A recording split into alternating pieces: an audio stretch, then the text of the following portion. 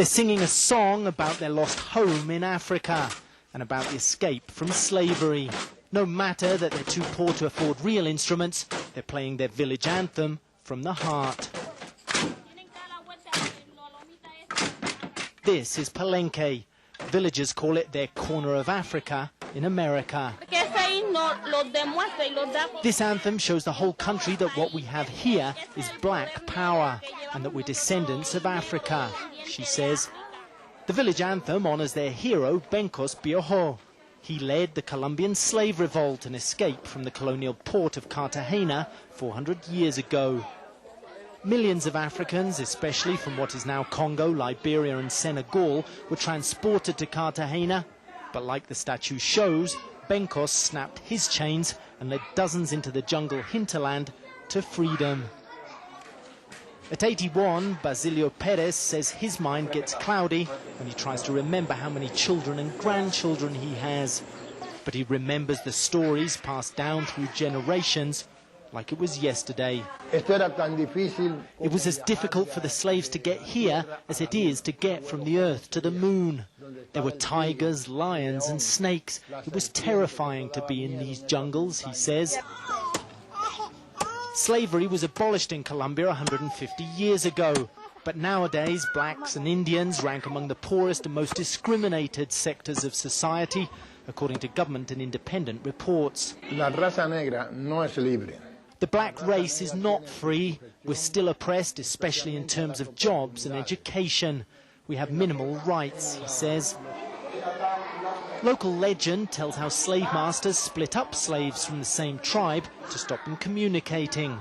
The ploy failed, and today Palenque's inhabitants still speak a language experts say is a fusion of Bantu languages and Spanish. Teacher Sebastian Salgado said his parents were too ashamed to teach him the language at home, fearing he would be mocked by white Colombians. Instead, he learned in the village's dusty alleys.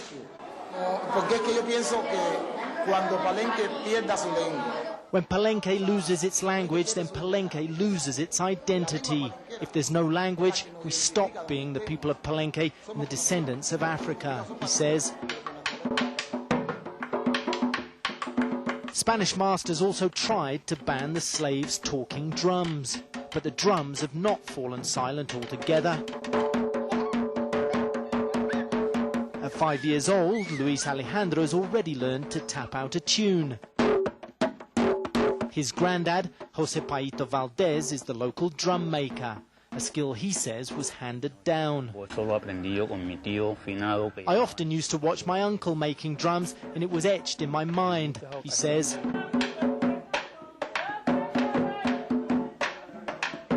As the afternoon heat subsides after a heavy tropical thunderstorm, youngsters get together for a jam session. These days, the drums are not for talking, but dancing. Village elders say some of the dancers' movements are a secret code from slave times to symbolize resistance against their masters. The rhythm may have mingled with more modern sounds of South America, but they can still hear the beat of an African home they've never known.